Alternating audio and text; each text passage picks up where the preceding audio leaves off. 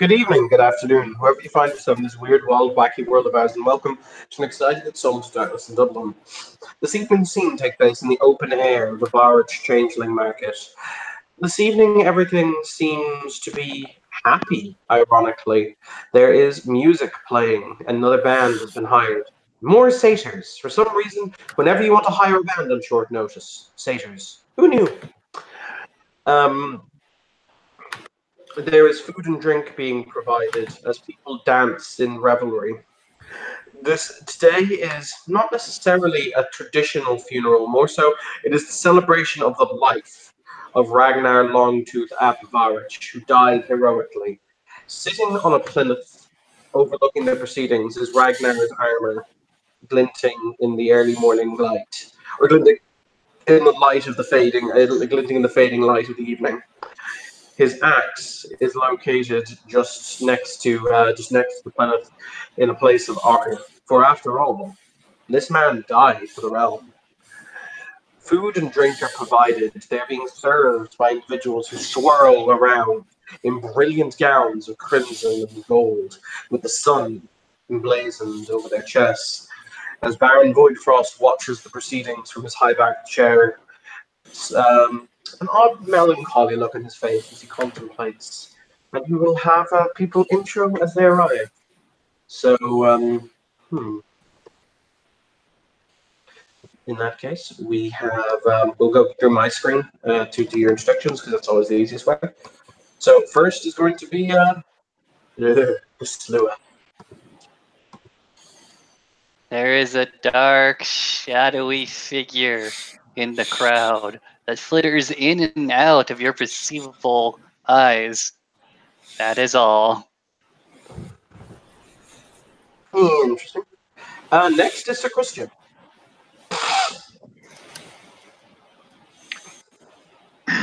Sir Christian arrives to the funeral wearing appropriate garb. He's wearing black mourning clothes, his long hair tied back in a ribbon. He's solemn, but he's pleased, I suppose. He has a faint smile on his lips at the levity of the tone of the evening. He approves. Cool. Next on my intro list is we have an Anthony who appears next as Sir Harold.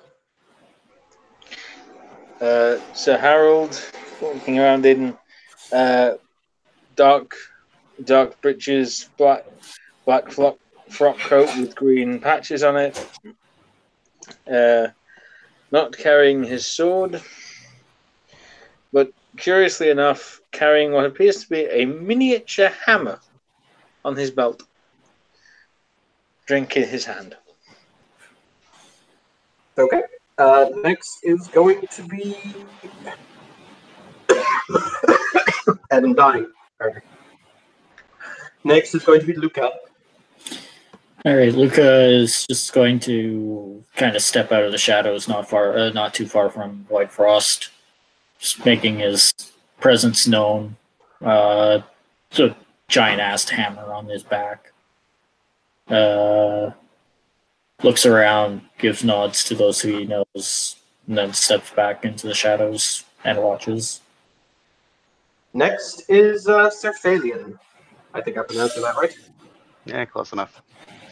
Sir Phalion arrives wearing a nice black suit, black dress shirt, and a black tie. Somber look for a somber affair. He arrives with some fanfare, but very quickly kind of fades into the background. Okay. Next is Violet.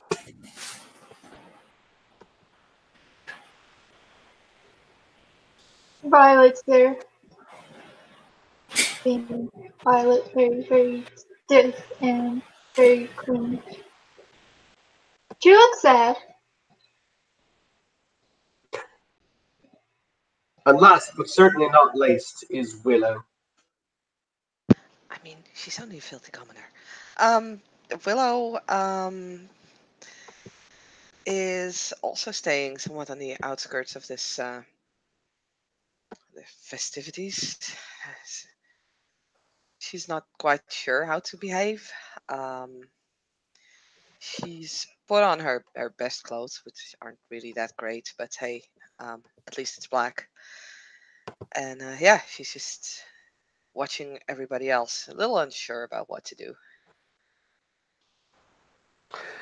Voidfrost stands from the high back chair, and he will walk to the center of the center of the gathering. And he raises a single black gloved hand as the music will falter and stop.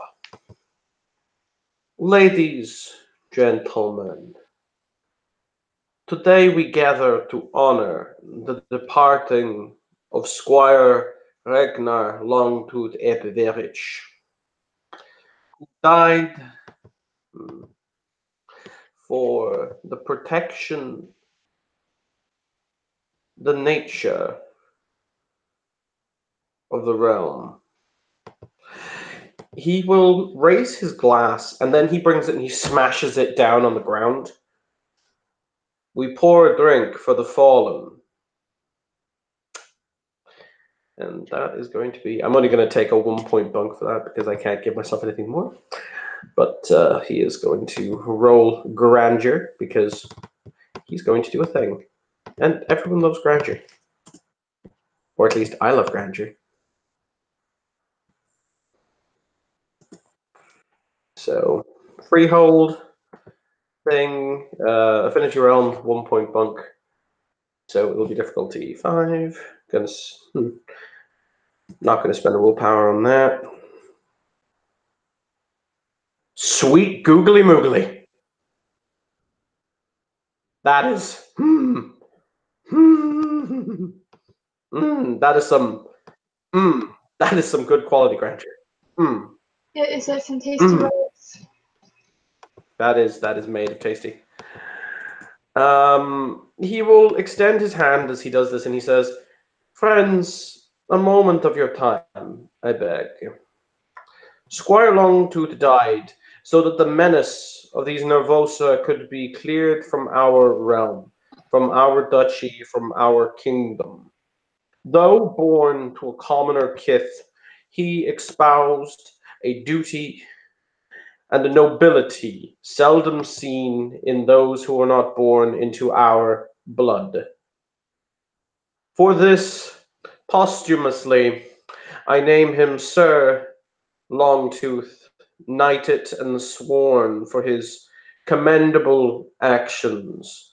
May the dreaming find him worthy, may he be passed to the next incarnation.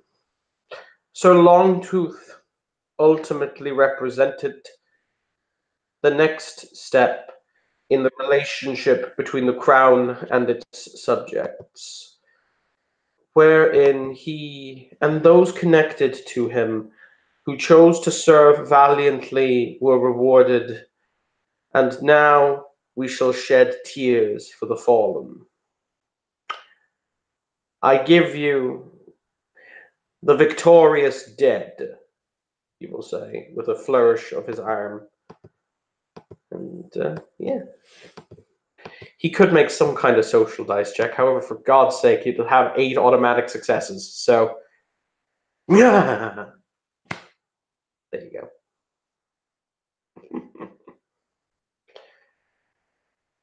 He will then clap his hands again, and the music will resume. Everyone dancing.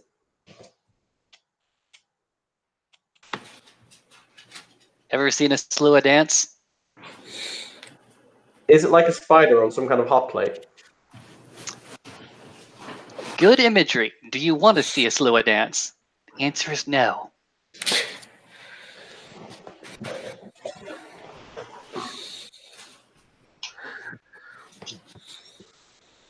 I mean, now you've tempted me. Oh, you okay. We'll see how bad this is then.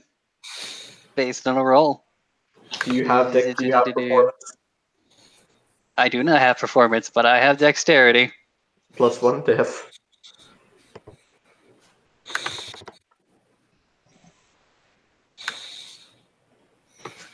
Come on. Hey, one success. It is we're much going- like a spider on a hot plate, just really, really slow and sloth-like, and probably better parts disturbing. You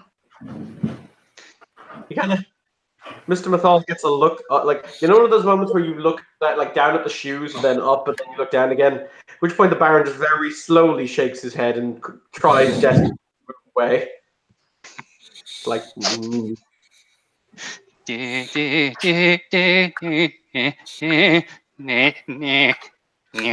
crazy thing is that's not even the music that's being played. He's singing something else and dancing to another tune. Yep. And just off in the corner, you can just hear Harold going, "If he can learn to do it, I can learn to do it." Oh, you're gonna hum a few bars? Matthias gonna go ahead and like wave to you, like, come on, join me, join the madness. Evan, do you have any commoner servants at this event? Yes, it is an open event. It's about the Okay. nobles and the commoners. Harold is going to stand up, extend his hand to one of the commoners. I will pay you any amount of money to dance with Willow. Any amount you want. IRL money. I did that once. Yes. There is a temptation, but she would stab me. In the eyes. Willow would definitely not stab you. Actually, I know how to do this. He will extend his hand to one of the commoners. Do any of the commoners accept the dance, Evan? I mean, I'm going to say probably, yeah. If a knight asks you to dance, you're going to fucking dance. Okay. He's going to take hold of the hand for a moment and then look up towards the dais where I assume Voidfrost and Willow are sitting side by side. Willow's kind of off in the shadows, desperately trying to not be seen. Yep. Well, in that case, he will make a point of facing Willow, drawing attention to her quite deliberately, Fuck and off. say, if my lady would not object to me having my first dance with another. And he'll bow. Mathiel murmurs to himself, "Oh, taking a cherry there."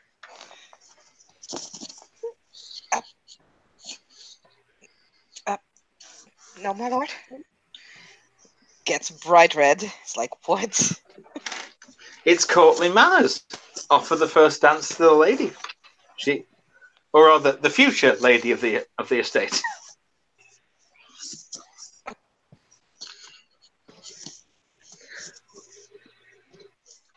Well, so now that Willow's refused, straighten up, proceed to dance. Roll me your dex performance. It isn't going to go well. I know that. I could roll grandeur, but I don't want to risk annoying Voidfrost.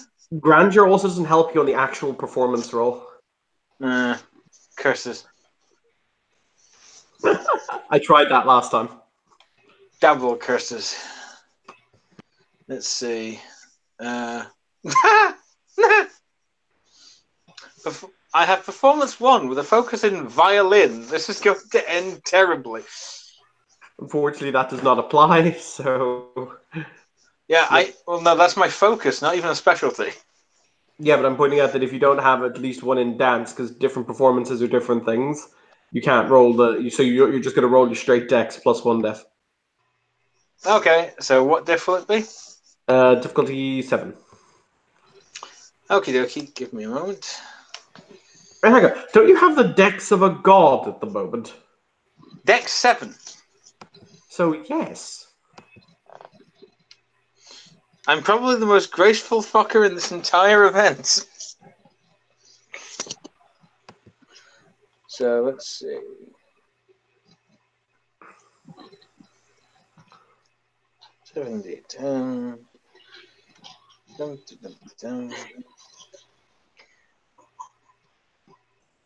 Curse having set this out on my phone.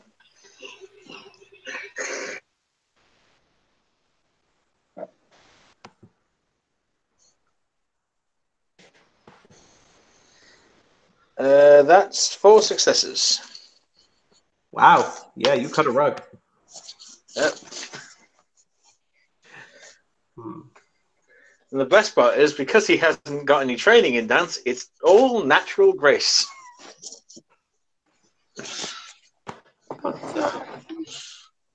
Void Frost will at this point. You know what? He will notice Sir Christian exists, and he will raise his goblet from where he is seated to Sir Christian and nod his head, as in acknowledging, "I know you're there. I'm welcoming you." Mm.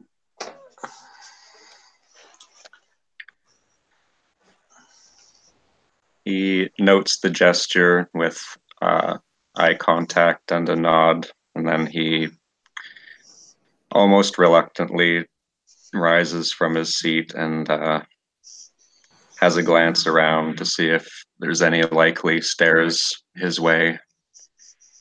If not, he'll walk up to where Void Frost is standing and extend a hand. Void Frost will look down at the hand. You see those? He has his blood red eyes looking at it. Before there's a smile, and he'll grasp your hand at the elbow. You know, the really old timey handshake. At the wrist, you mean? No. Where two people kind of clap elbow, kind of basically where you put your hand way up their arm, if that makes sense. You mean the old Viking handshake Kinda, yeah. between two warriors? Yeah. Mhm. As an Arcadian warrior, he's not unaccustomed to that gesture, so it brings a small smile to the corner of his lips. Would you care to dance, my lord?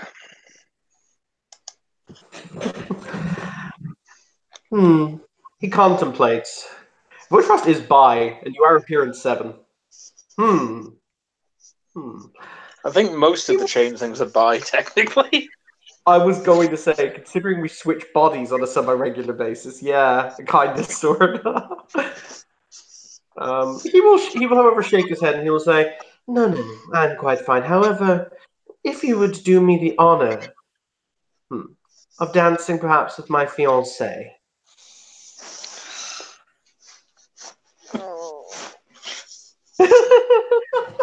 Poor Willow ain't escaping the spotlight this time. Christian withdraws his hand, clasps them behind his back, turns his sapphire eyes in the direction of Willow, and proceeds towards her to bow and extend his hand graciously. Willow looks a bit unsure at first. And she kind of glances towards Void Frost. And you know, I don't think she's gonna get away with this. So she'll get like she was sort of like, you know, starting to get a normal color again, but now turns bright red again. But we'll take his hand.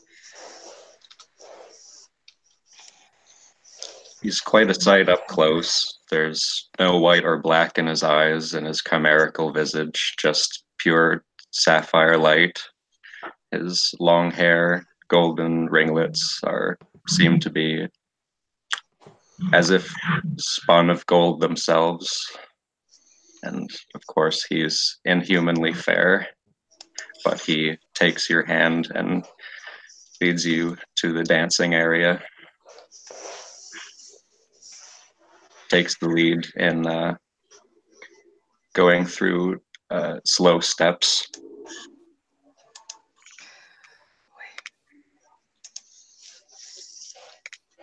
Remind me next downtime to buy performance dance, because this is the second time. I got it. I mean, last time I was allowed to use athletics to at least not make a fool out of myself. So I'm gonna use this again.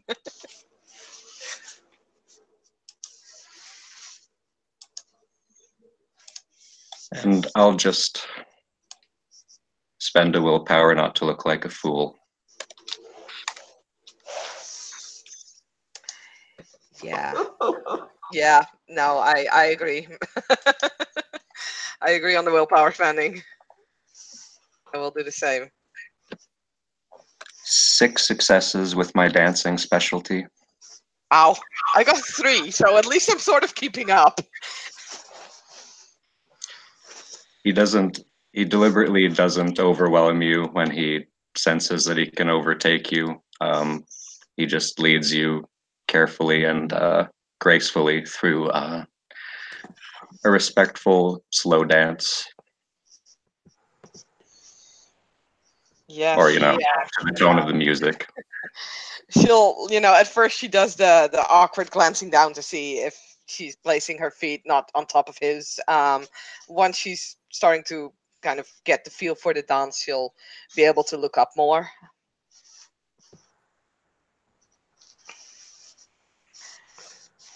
I'm sorry if I'm When you're such finished, a poor because obviously dancer.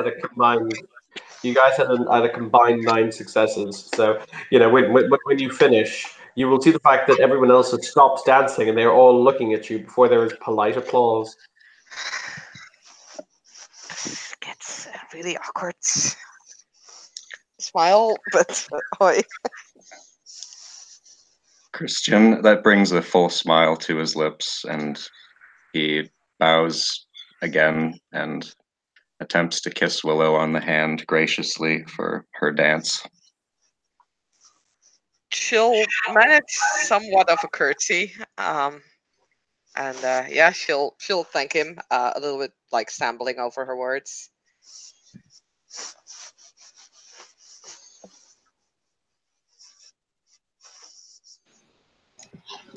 You Well, dance well, most gracefully, my lady. So you go ahead and say what you said, Dylan. Sorry. He just said, you dance most gracefully, my lady. I am pleased to see that you are recovered from the incident which afflicted us both. Yes. Thank you, my lord. Notably, he is not, however. He still looks old. Yeah. I'm very grateful for the recovery. I hope that you will receive some help as well.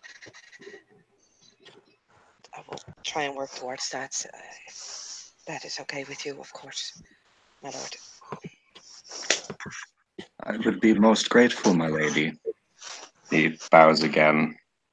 You are too kind and gracious and beautiful besides. Not really, my lord. Seeing how awkward Willow is. My lady, would you like to join me perhaps for a snack at the food table?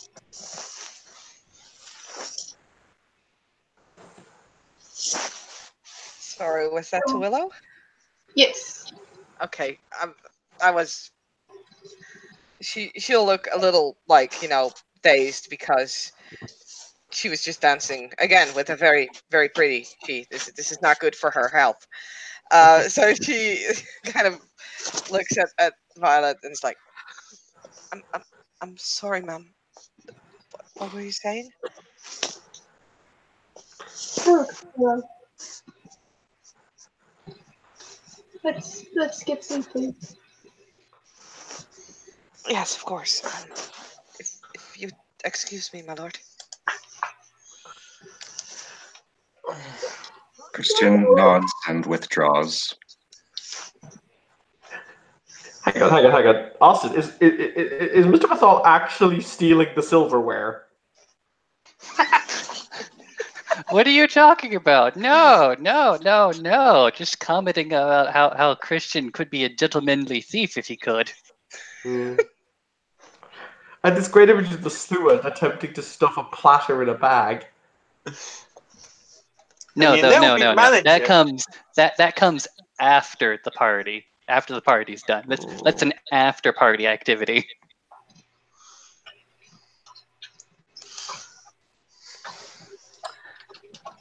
Sir Harold, it would seem as though your oath stands fulfilled. The Nervosa have been dealt with. Yes. I'm glad to see the threat is gone. Here, he raises a new wine glass has been brought to him at this point from the one he shattered. Here is to another series of happily ever afters. Indeed, my lord. Though, if I may be blunt on an occasion so solemn as this, the night when we both, I believe, fought the creature still brings me a certain amount of disquiet. Oh. Yes, there was bravery from Baron, Knight, and Squire, and even as then, the Commoner. And the Squire, in my experience, showed not only extraordinary bravery, but also the willingness to accept a knight's burden of sacrifice. The Commoner, of course, had more to lose, but as is obvious, your lady has not suffered too greatly. There was not too... how would I phrase? It was a considerable effort to have her put right, but it was an effort well paid. Indeed. And you and I believe, suffered only a small portion of their burden, but those who the dreaming blesses, the dreaming chooses to bless. And yet, there is one who occurs to me that seems ill-contented with dreaming's gifts and its prices. Though, of course, I may be misreading, but it does cause me disquiet. Oh, in what manner? That which the dreaming chooses to take, we cannot dare question. The dreaming's will is its own. That which it chooses to give, likewise. To rail and rage against such things and to blame another is a poor manner indeed. This is for the record, I'm gonna make the assumption that we are all relatively close to one another, because otherwise it makes this conversation very difficult. Oh yeah, that's why he's being somewhat vague. Interesting. So, Christian, may I ask a quandary of you? Snaps his attention out of inattentiveness. Yes, my lord, what is it? Sir Harold here has said that, what was it, the dreaming takes, yes, Sir Harold? The dreaming takes what it will and gives also what it will. And that this is simply for us to accept. I was wondering as to your thoughts on the matter. The smile that was on his face dies, and he's glaring at Harold. Of course, my lord. He intentionally, I will say this, he intentionally cuts across. He's going to intentionally cut across Christian and turn back to face Voidfrost. He says, I do have a suggestion, though it would require a certain amount of trust on the part of the good Sir Knight. Slowly turns back to face Christian. And there is a spooky smile on his face. There's a look of still rage on Christian's face. His sapphire eyes are blazing at you. Is this the appropriate time to air such grievances? I thought not. This isn't an airing of grievances. This is me offering you recompense of a sort.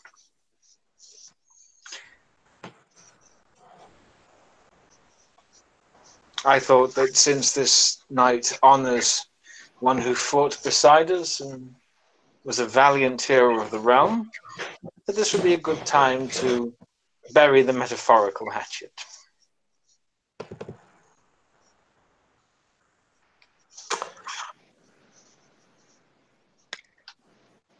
Quietly staring at you for a moment. I am listening, but you had best have a solution in mind. Oh, I do. Void, I do. just a moment. Voidfrost he basically beckons Willow to come back over to him. And he has her sit on the arm of his chair, because the arms of his chair are more than large enough to sit on comfortably. It's a very kind of, throne-like, high-backed black chair that he sits in when he's in the market. And he just kind of has her stay there. And he kind of gives you a look as to, you're going to stay there, my dear, and it might be for your betterment that you stay there. I mean, If that makes sense. Willow will comply because, you know.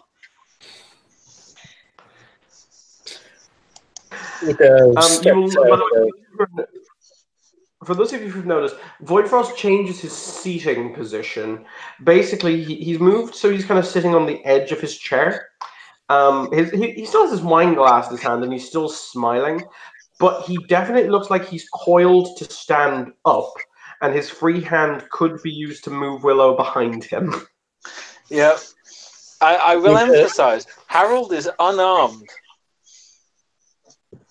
No, I know. I'm just saying. He is trusting entirely in the hospitality of the Baron, which is also why he's offering no direct defense.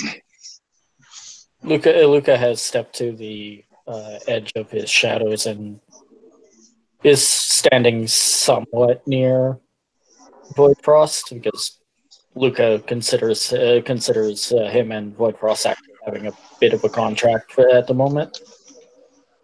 And it's Mythel is meanwhile on the dance floor, mimicking a puppet on the strings as far as jerky movements is concerned. Oh, no. Mythel is that guy. He has to do the Bat 2C. I have no idea what that is, but okay. It was the dance that Batman did in the 1960s comic, in the 1960s TV show, the Bat 2C. Look, just Google it at some point. Anyway, continue. I will.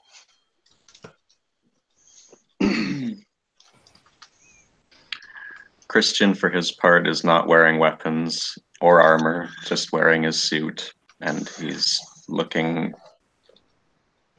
like he might do something, but he's waiting for you to say something. Give him something.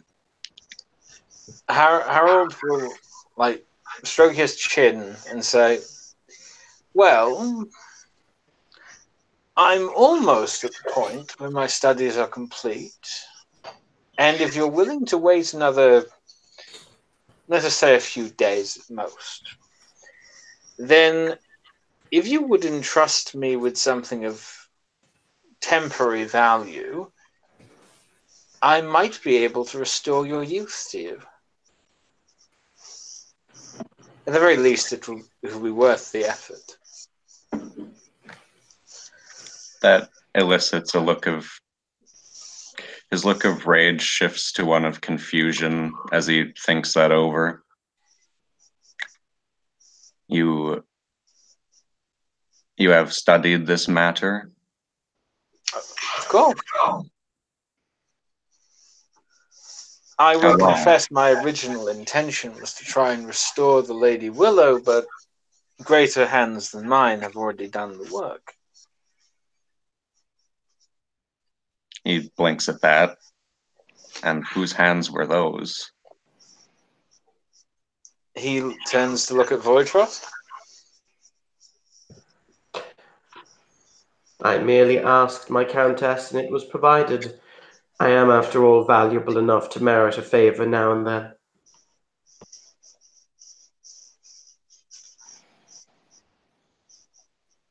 He squints at Void Frost and then at Harold again. His sapphire eyes narrowing into slits, regarding you suspiciously. All I ask, and this is partly why I wanted to have this conversation in the presence of the Baron, is that you agree on a certain very specific condition to tell me your true name.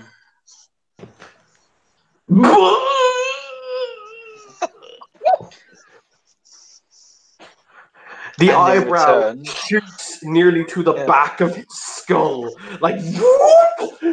Yep. And Harold's next words are, and with that, I will return as best I can your youth, and once it's done, I swear to you that the name you give me, I will lay entirely aside. I will not use that name to affect you in any way without your consent ever again.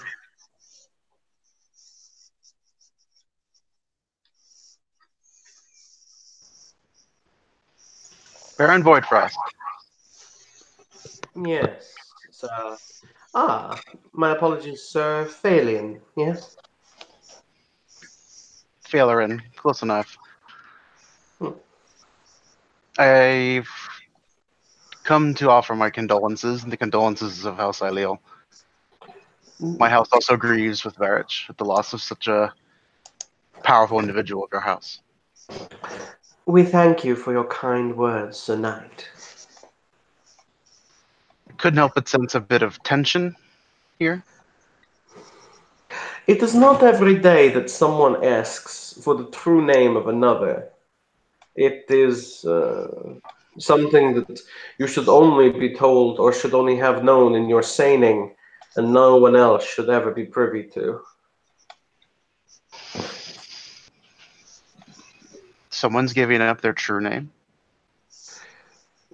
Sir Harold has requested of Sir Christian that in order to fix wounds, deep wounds caused by an incident, that he may do so, but in exchange the price is his true name. Not quite, my lord, if I may make a correction without causing offense. The price is simple. He gives me his name. I do my best to repair the damage, and to allow him a little comfort,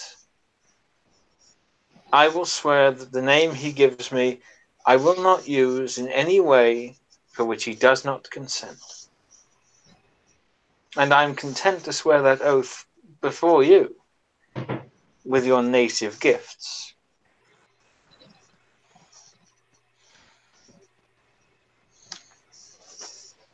Does that include not giving the name to someone else to use to directly harm him?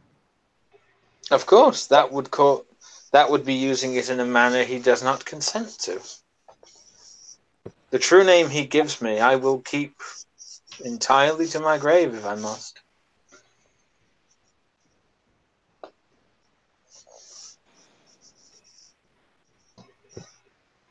Then, might I ask one question? By all means.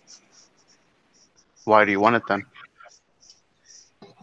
Because there is ill will between us, and I would not see it remain. So, as opposed to, how would I say in English? This is a hard language. As opposed to him having bad blood to you, you would have the ability to render his blood to water, his eyes to clay, and his hair to fire, simply because you chose to. Ah, but my lord, as you know, an oath bound must be kept. I value what the dreaming gives and fear what it would take away. Even if it would be your life? Of course, Sir Christian is entirely free to refuse the help I would offer, but at least then it would be known that I had offered him the best help I possibly could. And it had been entirely of his own free will refused. Christian hasn't taken his eyes off of Sir Harold. He looks like he's mulling it over and tasting something very unpleasant.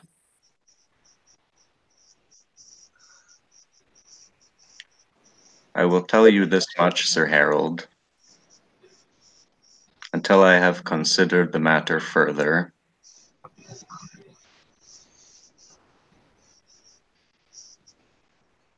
I shall not do harm against you. But understand that the damage you have done to me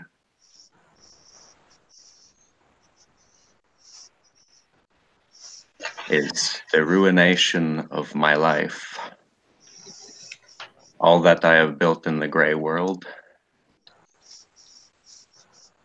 You have cost me dearly, and I do not trust you because you have cost me dearly. And he actually just turns and starts to leave. As soon as his back is turned, everyone else will see this. Harold will stick his fist in his mouth and be clearly biting down his own finger, trying to repress a laugh. You scoff at the noble knight, Sir Harold. And he swallows down the laughter. I scoff only at his complaint of ruination. I've known men 5 times his age who have suffered worse. He complains too readily and is far too young to be doing so. Then why not just say that instead of mock him behind his back?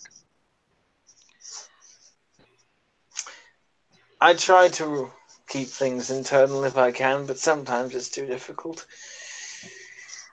Especially when I find something so ridiculous. My lord, sorry.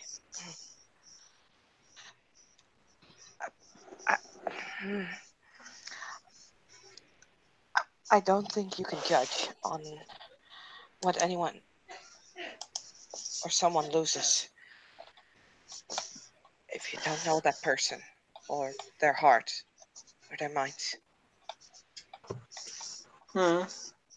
Arguably. But experience must count for something. Someone can be heartbroken when they lose something precious to them, an item or a beloved pet, where others can only feel the same breaking of their heart when their whole world falls apart and they have nothing left. It's grief, it's in the eye of the beholder and not in someone else's eyes. Sir Christian, I call upon you. Sir Christian, I call upon you now, as this has been said before us all, before all of the changelings here gathered, highborn and low. What is it that you feel has been taken from you? What do you feel is the value of this wound?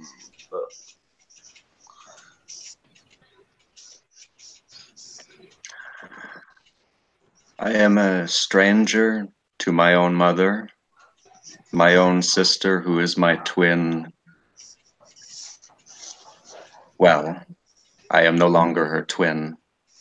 The difference is plain. I had plans for a future that can now, as far as I can see, cannot be. And I blame Sir Harold for his incredibly negligent unwise unleashing. You afflicted, yes, the enemy, but your allies as well.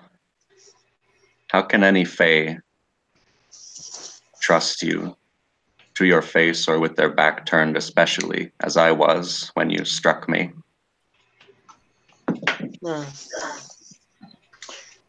In that case, if that is truly how you feel, then with the good Baron's permission, I will depart,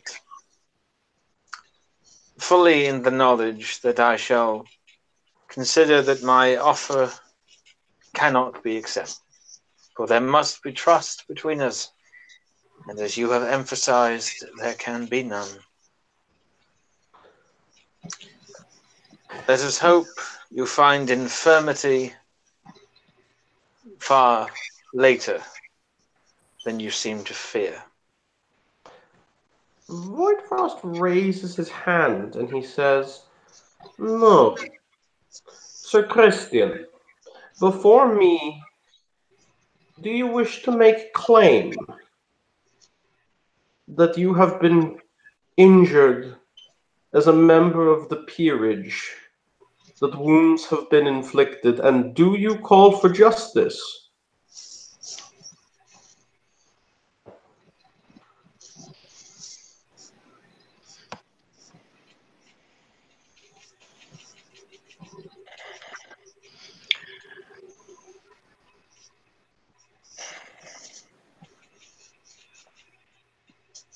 What justice can be had? Can what has been taken be returned to me?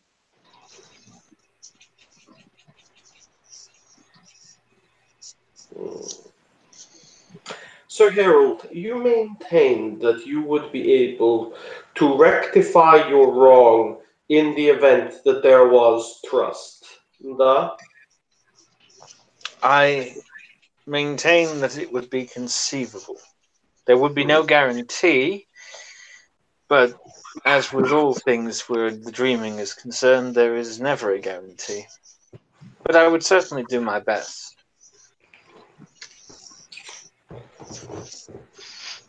Do you admit that you're wrong? No, I could no more have prevented this than I could prevent a rock falling if it happened to be falling above me. You have to excuse me. I'm not sure of the particulars of the situation, but he said that you unleashed, so I assume you're in some desperate need, as unleashing is a desperate attempt. We were facing a Nervosa that existed in the autumn world. Mm. And at the time, at least to my eyes, it did not appear to be suffering any great battle injuries. Indeed, it was only Squire Ragnar of late and lamented memory that inflicted true harm on it. Sir Ragnar? My apologies. Sir, Recall, I have knighted him posthumously for his services. ah, yes.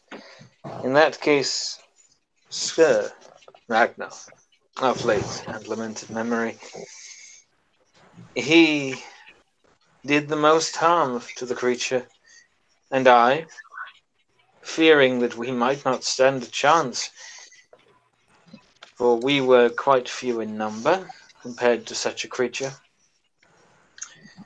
determined to place my faith in that which gives us all life, and called upon the dreaming's blessings. You sought glory and nothing more. We had the situation well in hand, and I had just struck a mighty blow against the creature, a telling blow. Pieces of it rained everywhere. The Sir Ragnar was eating the creature even as you unleashed. It was needless. You know that gif and that meme of that one guy holding his hands up to his face going, "Oh," that's Mathel right now.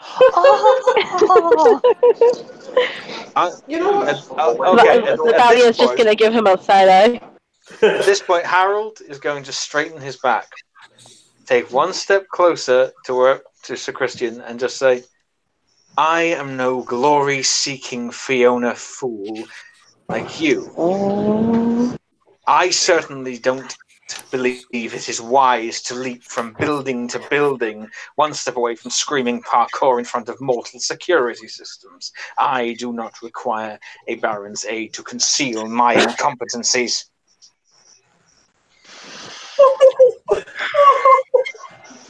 And Yes, when you are an I have Aileel, and an and when- Ailuna should know better made- than to unleash so carelessly as to put so many Fae at risk. You could have killed all of us. And you could have broken the Ashit and endangered the entire realm.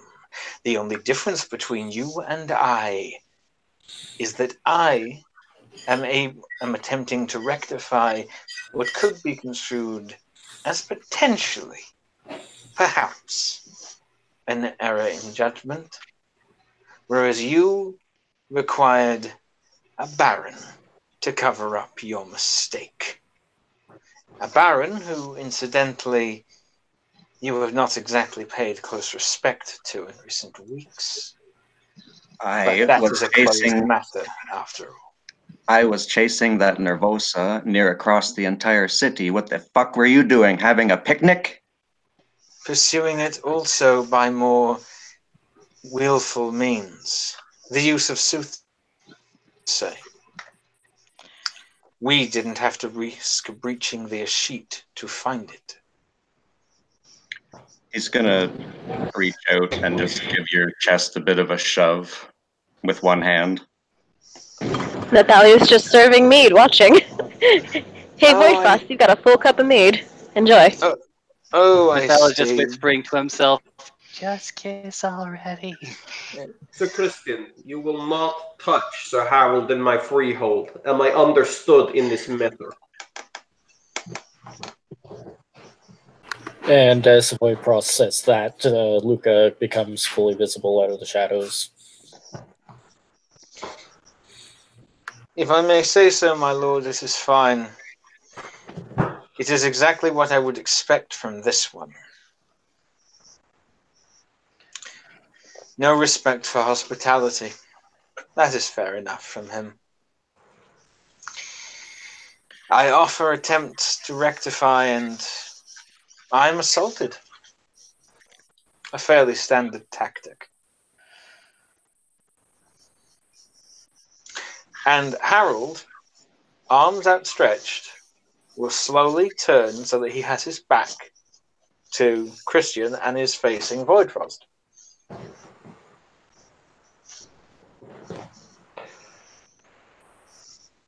Frost he leans back in his chair. He's no longer like a coiled spring that's ready to jump up, but he looks up at Willow, who's seated on the arm of his chair. And he says, I question something, my dear. You were also at this conflict. Now, I have my recollections. True.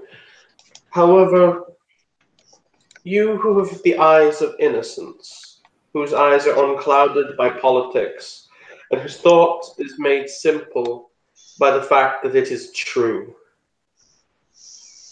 Do you feel... So Harold has offered compensation. Yes. Do you feel as though Sir Christian is a wounded party here?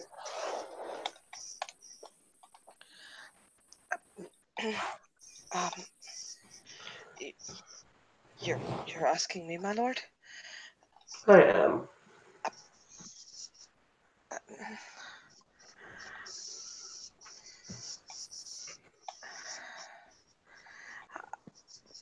I'm not well versed in politics, my lord. I'm not asking for you to be versed in politics. I'm asking for you to speak to the good of the thing. This is not an answer to contemplate who has power, who has wealth. This is an answer to contemplate who is right and who is wrong. It is simple.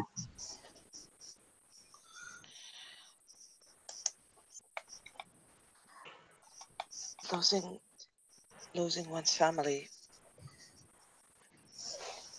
can be very painful.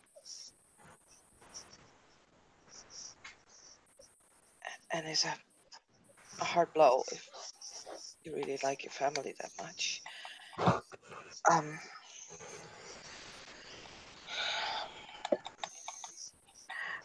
It's very noble of Sir Harold to offer to fix his mistake, but at the cost of a true name, that sounds...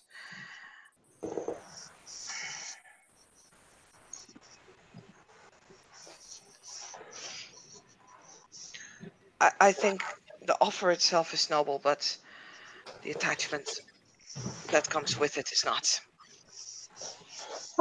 My lord, my lady, if I may. What was that? Sorry, Kim? Violet speaks up, looking to Willow and, of course, Whitehawk, and she's like, my lord, my lady, if I may, as in to speak. By all means. A true name is a very heavy price. However, to kind of equalize the cost, perhaps the good sir would offer his true name as well. That Of course, is the pet. That is a thought. Sir Harold, in order to create trust, will you extend the hand? Given that I am content to be unable to use it, I cannot. Since, unless my word means nothing here. As I have said, my lord, I am content to swear an oath bound by contract itself, bound by the very dreaming, that I will not use the name he gives for any purpose other than that for which he gives it. But why would you use it in the first place? Because it is required, my lady, in order to fix the damage. I would use naming to restore him. Reweave into his very being the youth he has lost. Sir Christian,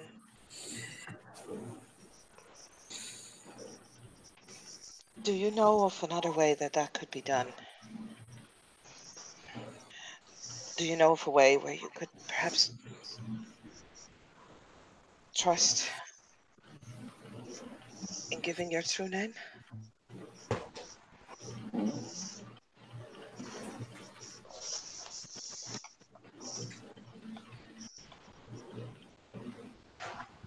Perhaps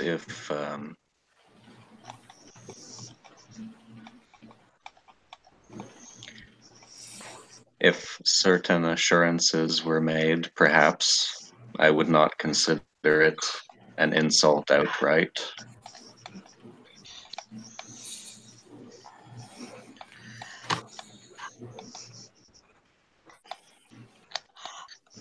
May I... My lord, she will look at Void Frost.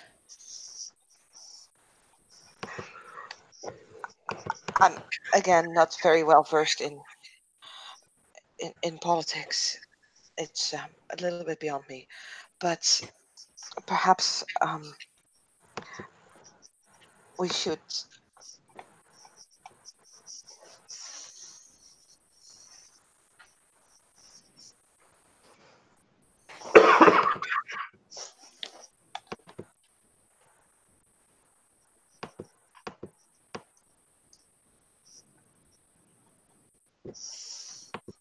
Did Saskia die mid-sentence? Did I? All I heard was perhaps we should, and then you died. Oh, fuck. Okay, perhaps we should discuss this later in, like, a bit more private setting. So, Chris... sorry, continue. And focus on what we came here to do, to honor someone who gave everything they had to defend all of us. so that we can have this discussion in the first place.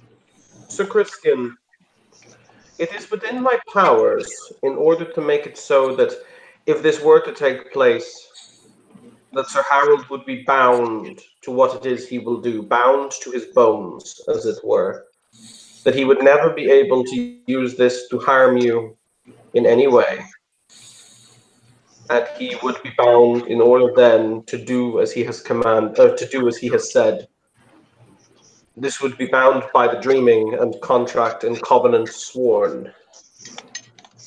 If this is the case, if it was ironclad, would you accept? He's looking thoughtful, mixture of emotions, anger, sadness, grief. He's flustered, close to tears, actually.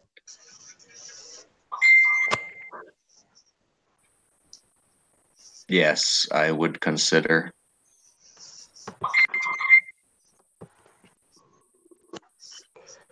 Very well, Harold. Carnarvon ap Ilunid. Speak to me your words, and speak them from your truest heart. He places his right hand over his heart, and says, I, Sir Harold Carnarvon ap Ilunid, Knight of the Dreaming and of the Duchy of Dublin, swear that the name true and pure given to me in covenant by Sir Christian ap Fiona is one that I shall use only for the purpose of rectifying the unfortunate effects of my unleashing, and that once this task is done, that name shall be forever barred from me in any manner for which he does not give personal and direct consent.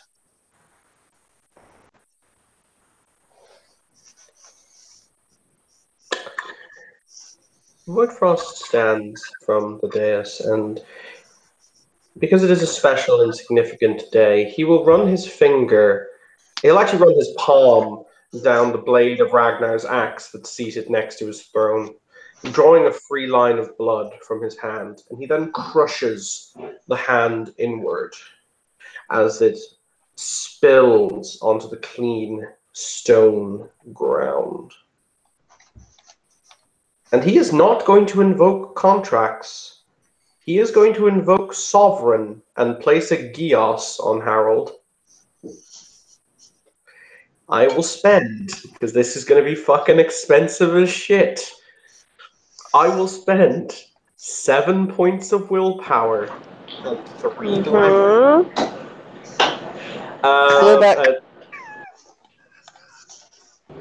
I fucking hate you sometimes.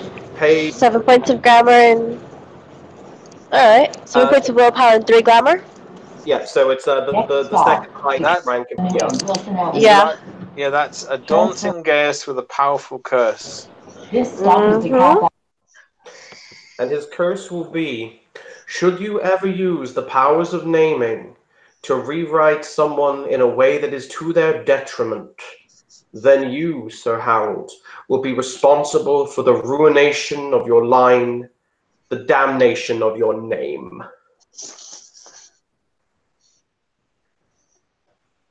And he says this, and his voice bellows, his voice booms. Bellowing is wrong. Kind of an otherworldly tone takes it over. It's almost as if he's speaking for the authority of the dreaming when he does so. Like he is laying out a command made from the dreaming itself.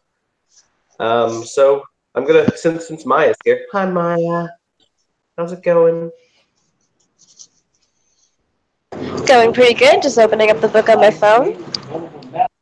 Interesting, because oh, sorry. How's it going? Going good? Yes, I'm just on the bus and I'm opening up the book on my phone. Okay, for some reason my computer keeps freezing. Give me just a second. Cool. What value of bunk do you give me for cutting my hand and letting the blood fall freely on the ground? I'm happy to take a point of real damage for it, not chimerical, real lethal damage. It's a pretty nice 2-point bunk. Next stop, DeKalb Avenue. Real nice. Avenue. Actually, I'm feeling generous because you did it so wonderfully at the funeral. 3-point. Yasers. Okay. Bear in mind, this is going to be interesting because I only have 1 willpower left after I did that because he has the 8 willpower. So yeah, he's going to like fall back into his chair when he does this because this is like a big expulsion of crap. So that's going to be that. It's difficulty 8. It's 9 dice. Harold, you are counted as Fey. So 3 dot bunk brings it down to 3. 4 dot, 5 dot because it's in a freehold. So it's going to be difficulty 3 with 9 dice. What a show. 7 dice. With that, Harold, you are bound to a Gios. Rightio. You will see the Baron stumble backwards, like all the color just runs out of his face. And he stumbles back into his chair, and he kind of uses the armrest that Willow is not sitting on to steady himself. And that otherworldly aura that he had evaporates as he basically ceases being a conduit for the dreaming.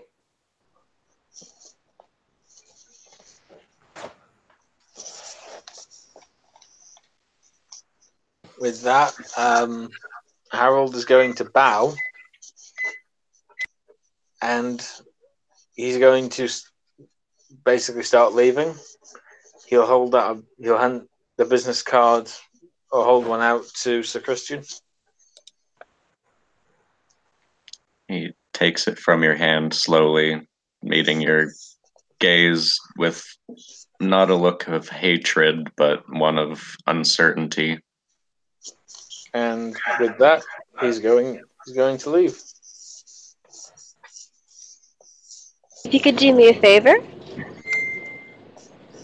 Yes. do note that Geas in your blue booking, and if you don't get a chance to, I will. Yes, I believe the wording was use the powers of naming to. Was it to reweave or to affect anyone? To reweave. It was to reweave and to diminish. To reweave anyone to their detriment. Yes. Yes, to their detriment. Right. And keep a note of it. And if all else fails, I'll just rewatch. I will need a clarification from you then. Are you going to say that means naming in general or specifically naming 5? I'll come back to you on that, and I'm gonna mention you. I'm gonna put it in your blue book. Rightio. Little clarification. It was, I will say, it was my intention only naming 5, and it still means you could use naming 5. You just can't diminish someone with it. Like, you can't, like, go, and you're an insect now, or and you're a horse now. Oh, yeah. That's one more internal mental tick for Harold in the reasons I will kill Voidfrost box. You know that even if I die, the Gios doesn't go away, right? He will find a way to get rid of it one day, but one more tick in the box of reasons to kill you. I mean, I did what you asked. No, you didn't. You used an entirely different thing, you dick. You've actually cut off a section of his power. He wants to kill you. That's fine. I mean, he's an Eye-Lunid. I'm not surprised. Yes. Cut a bit of magic away from an Eye-Lunid. See what happens. So, but as he does this, he's kind of musing over the blood flowing from his hand. He's like, huh. Because, I mean, when you drop, like, 7 willpower at once, you're pretty fucking, like, that's kind of like, ooh, I'm going to fall over. My lord? You notice how that feels. Yes. My lord. Yes, Nada. Have I ever told you that your eyes are incredibly unnerving? Stockholm Street. You've mentioned it once or twice, my lord. I thank you for mentioning it again. Wonderful.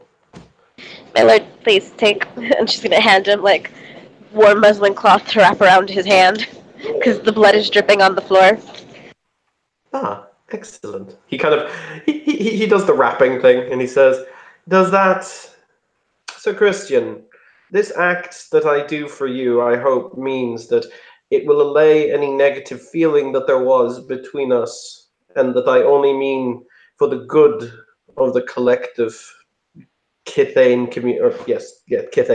Kithane community within Dublin. Let there be peace. Huh?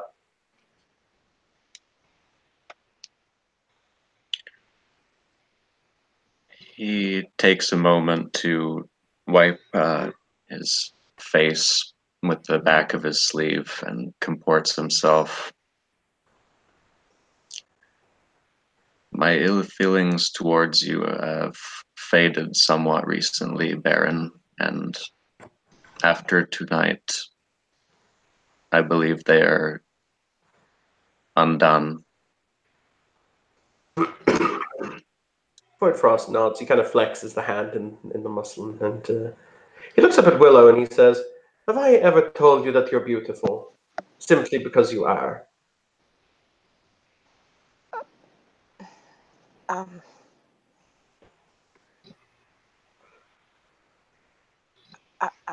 think so, my lord. Wonderful.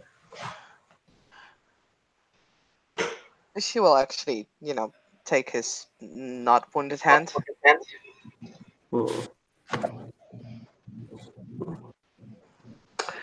But yes, friends, we have come here in order to lay a friend to rest. We have come here in order to speak words to his bravery. We have not come here in order to see she speak among she. We have come here to salute a man who showed nobility, who showed courage, who showed dignity. We have come here in order to usher him into his next incarnation with cheers, so that they will know that a hero comes, and they will see that he is a man to be reckoned with. Quiet applause.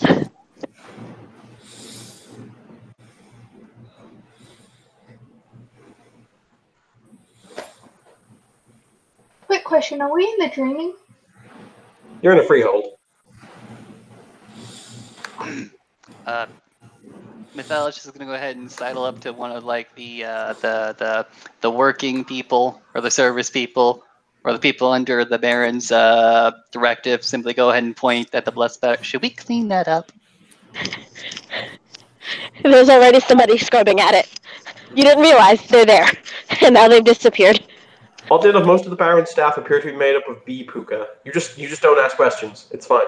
The hive mind. If you do not ask questions, nothing will happen. I mean, you say that. Not asking questions can also get you betrothed.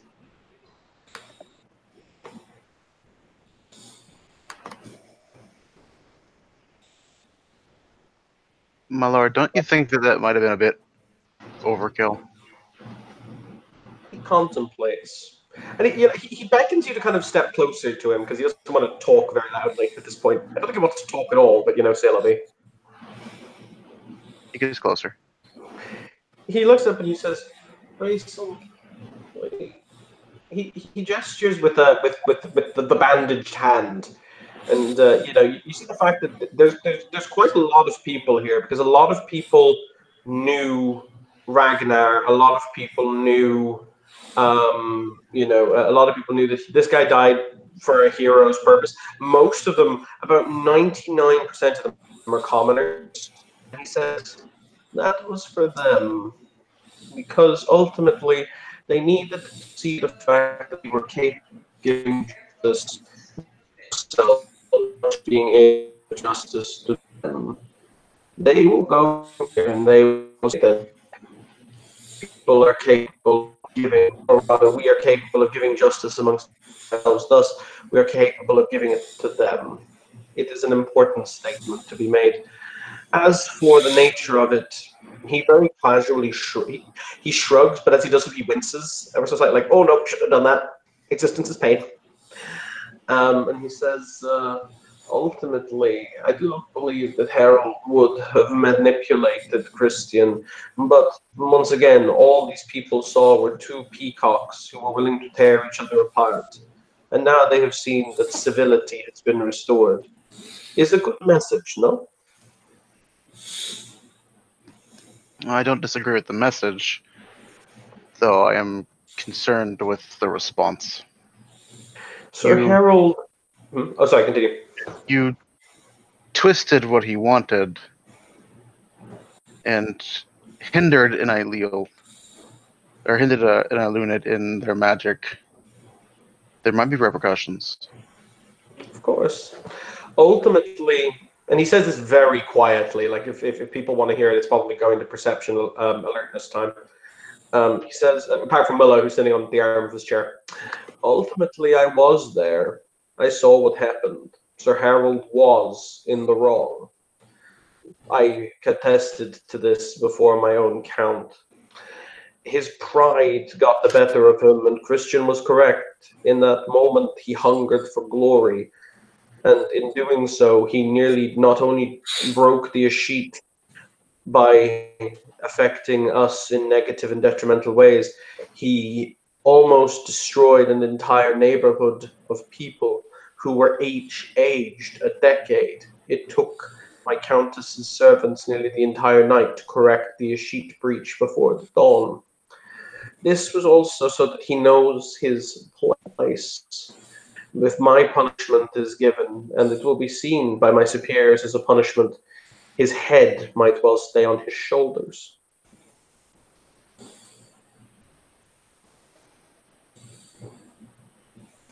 Possibly.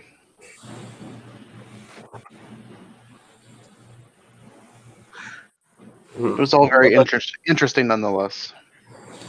It is unfortunate. Unfortunately, your sister's house has the reputation for knowing much, but it is oftentimes too, what would the word be,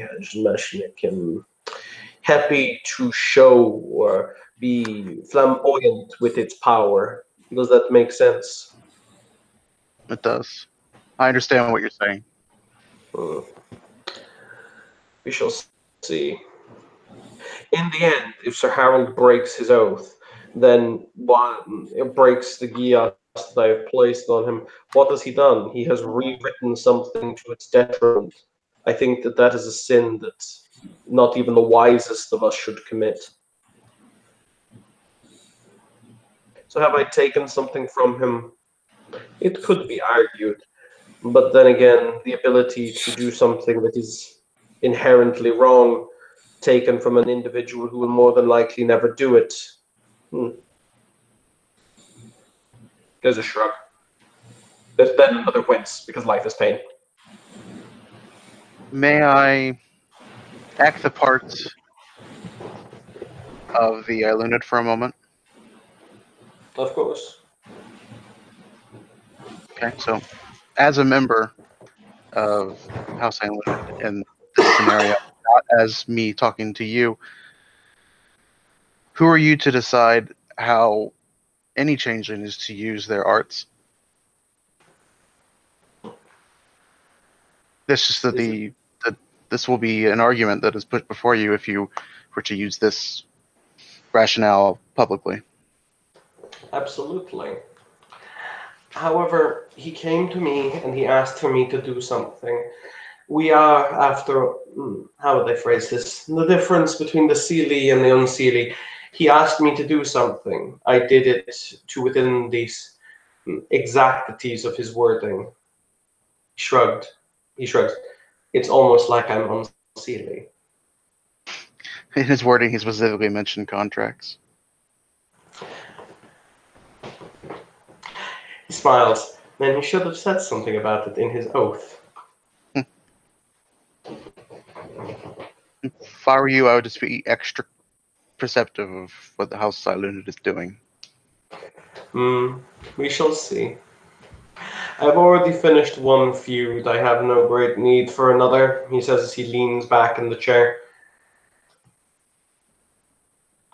May I offer just one last piece of advice? By all means. though I am still somewhat new to this, and he kind of gestures to everything.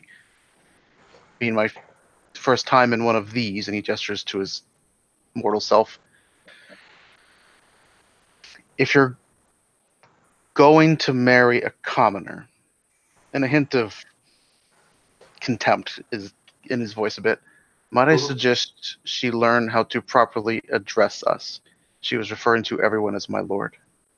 And as you know, that address is for barons, and addressing a knight, it is sir or sir knight.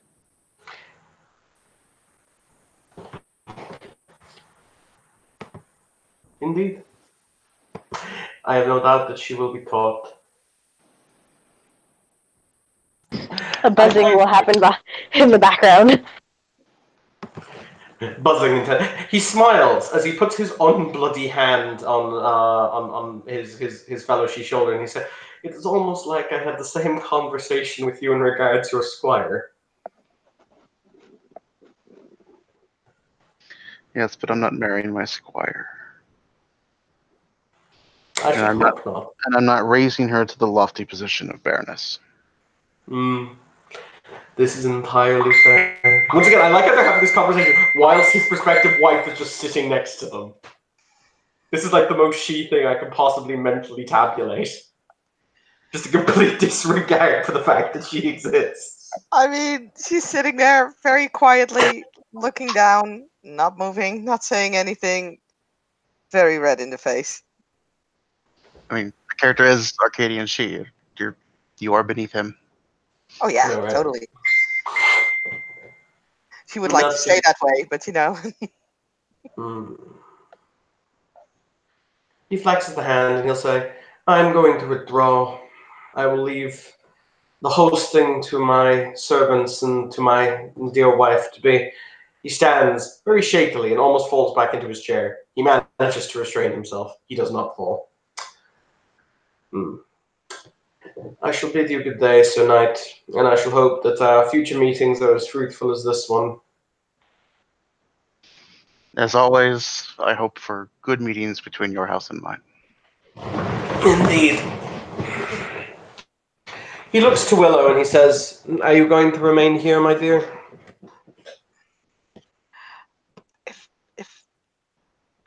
If that is your wish, my lord, I wouldn't mind coming with you, if that would be okay with you. But it's. He holds out his arm for her to link arms with him. Yeah, she'll do so. Friends, I shall leave you now to enjoy our festivities. I am quite exhausted. Please celebrate the memories of a true evening. The two of them will depart. You guys can continue rolling amongst yourselves. I don't mind, but I can sit here. Slew is going to go ahead and slink on over. Valerian kind of watches the two of them leave, and kind of softly to himself, she is going to be a baroness. What is happening to this barony?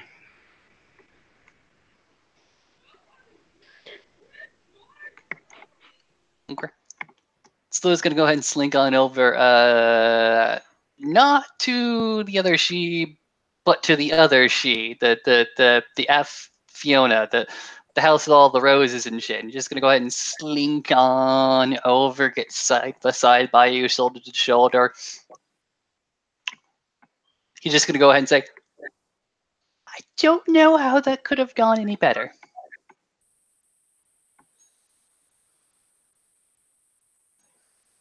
He looks up. You almost snuck up on him. He certainly wasn't paying attention, but when is he ever really? He glances over at you at his shoulder, nods slowly, but again, uncertainly. A lot just happened, and a lot of strong emotions were on display. I want to believe you are correct, but matters of oaths and jaeus are more complicated than swordplay, I'm afraid. You just go ahead and like offer a reassuring, bony glass, gas blast. I'm gonna grab your shoulder. Let's go ahead and say that. He's gonna go ahead and say, "What? I just don't understand why you wouldn't. Does this mean that you're gonna have to do it?"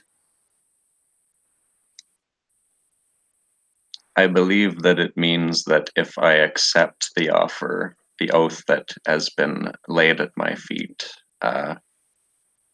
but in any event, it appears that Aegeus has indeed been placed upon Sir Harold, and he gets a smirk on his face.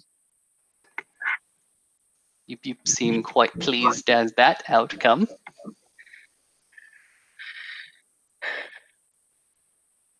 A small and petty victory beneath me, truly, but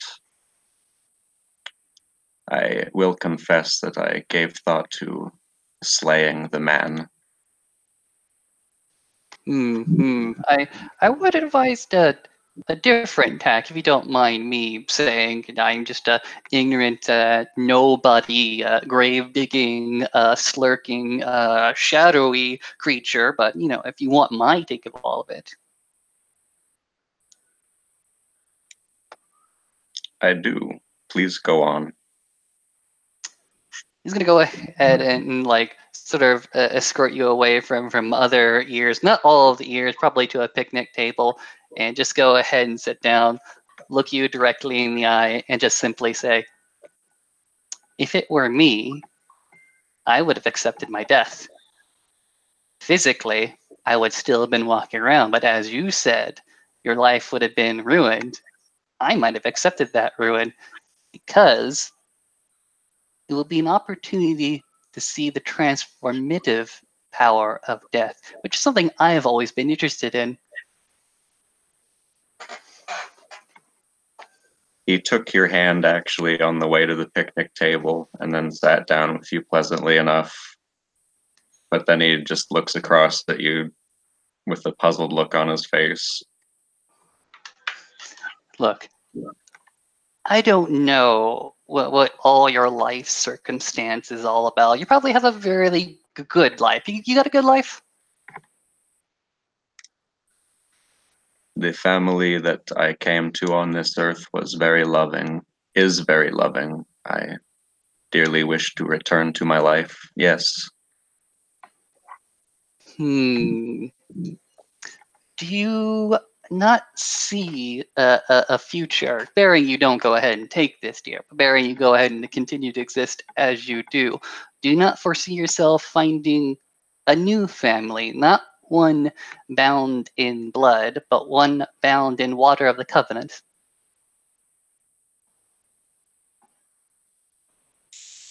He kind of winces at the thought.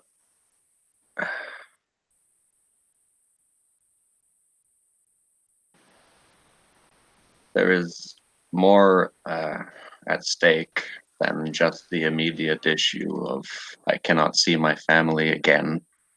And he reaches into his wallet and produces his copies of photo ID, which, of course, his current appearance doesn't match up with the date and the, issued this year appearance presence, which is on his overlay. I can see where that would be certainly an issue and problem if you so desire to retain that identity and all of the different constraints, attainments, advantages it might bring. I didn't say constraints, no. Why would I say that? I believe I hear what you are saying, that perhaps this is the opportunity for a new life, a new me, but I was only 21 when this change overtaken me. The life I had lived, I had not nearly lived to the fullest. I was still living it. And if it can be returned to me, that is what I want. I believe I was fated to find the family that I did. I feel a sense of kinship to them more than merely the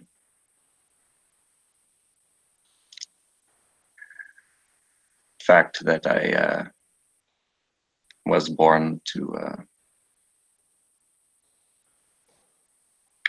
well, that I am Arcadian, you see.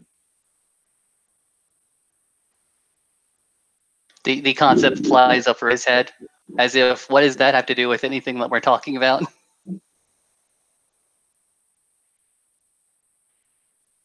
I only mean that it could be said that perhaps in truth they are not my family, but I believe it to be the truth, and I desperately wish to return to them.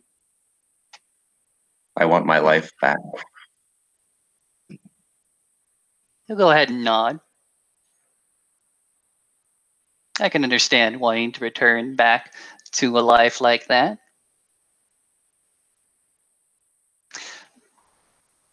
We all go through changes, some of them more radical, some of them leave us with skin that looks like paper sheeting that the sun would go ahead and pierce. But enough all about me. You've heard my counsel. I think you'd be wise to go ahead and have your own counsel on this. I can only go ahead and show you that there is a different way. There is another life out there for you, if you wish it. He smiles faintly. It's half a forced smile and half genuine. It's a sad look on his face. Take your life in your hands, and Sir Christian, only you can. Whatever life that is. The problem is that my life has been taken out of my hands and put in the hands of another and cast to the wind.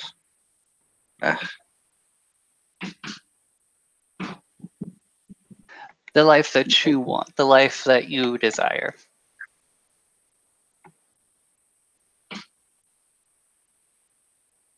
The life that I intended to live.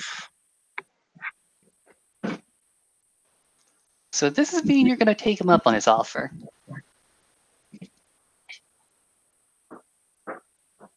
It means I will not slay the night. He smirks.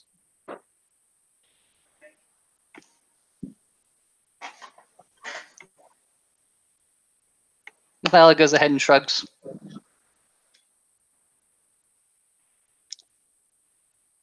I will not lie. I am desperate, and with a solution forthcoming, I may yet indeed accept this offer.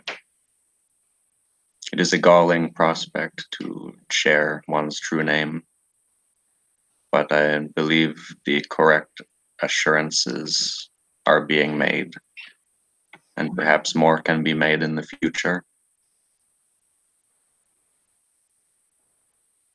I myself do not doubt the Baron's ability to go ahead and command, as he is wont to do, to place these kinds of geases, but he goes ahead and waves his hands. The ball is in your court, as they say. It is, and if nothing else, it feels comforting to know that fate is once again in my hands. He shrugs. I did not intend for my grievances with the night to overshadow the solemnity of the occasion. He reaches into his pocket and takes out a cue card. I even wrote a eulogy for the late squire. No, sir. Knighted posthumously, and deservedly so. Mathal goes ahead and reaches into his back pocket and brings out a little black book. You know what? So did I. It's a very small, only 4 lines, but I do not have the voice for it. Would you take my words? He takes them. What he wrote was a couple paragraphs. So Violet is just like, I didn't know Ragnar very long. We only met on a couple occasions. But knowing him as little as I did, I would have known he would have loved every second of this. Indeed. Indeed. Nathal goes ahead and passes what's in the side chat to you. He has not the voice to speak it because he has to whisper.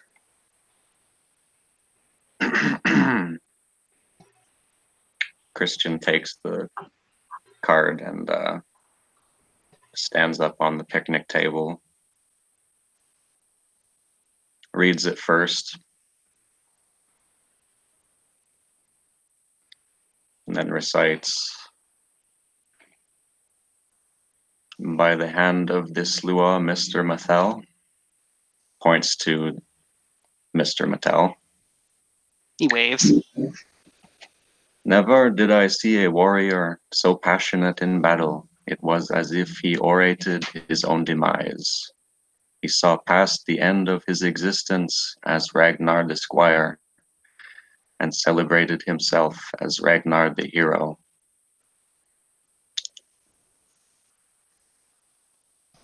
Polite applause from at least Violet. Golf clap. Golf clap.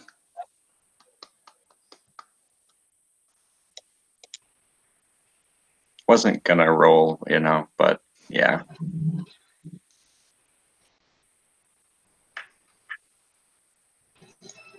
Oh no, this is all narrative fluff. That fluff, excuse me. Additionally, I had prepared some small words as well.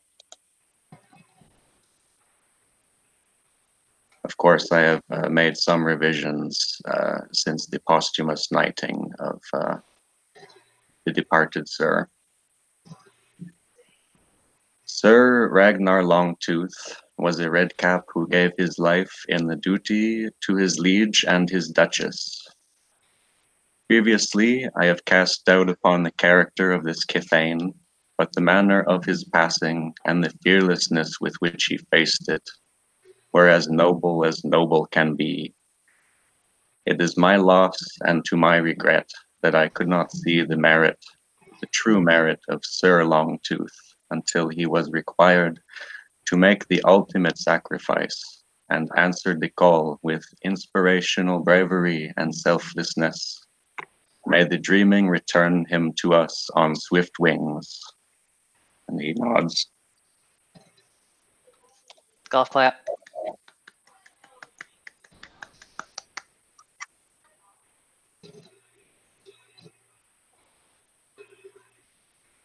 I guess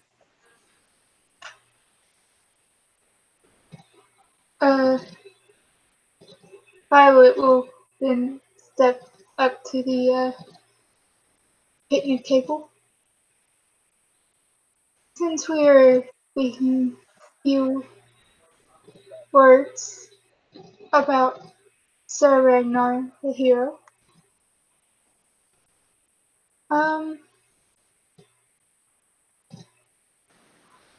he was certainly a unique person. He was kind, but he knew when he needed to draw a line. And it was an honor to know him. And then she will step down. Golf clap. Golf clap. Polite applause.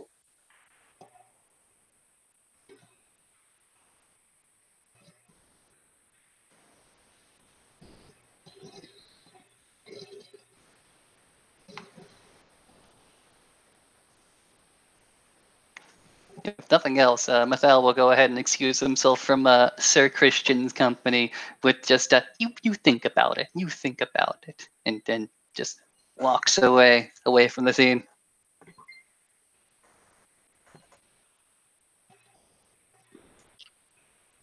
He nods at that, and also just having accomplished and said the words that he intended to say, he will depart and leave the scene as well.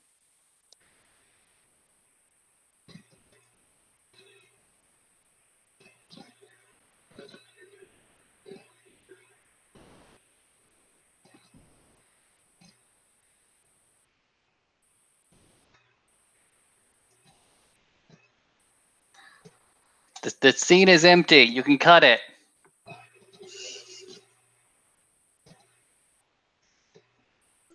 Evan?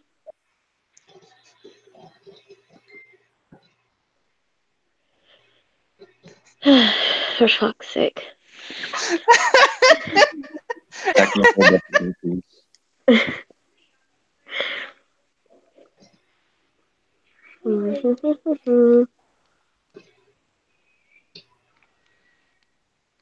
Magic button man.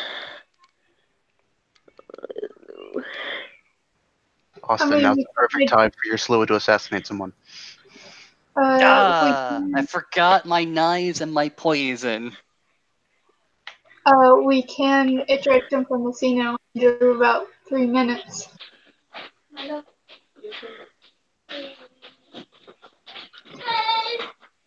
Yeah? I have no idea what she said.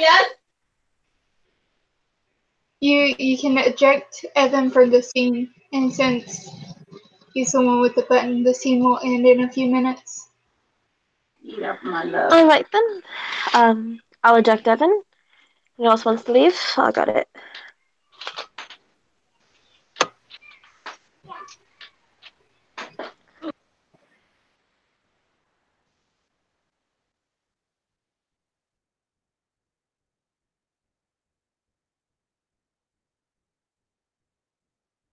Alright, more than likely the scene's gonna go dead in just a bit. So, everyone will exit. Thank you players for playing. Thank you watchers for watching.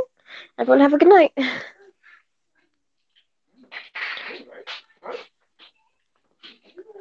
You look very pretty, Samaya.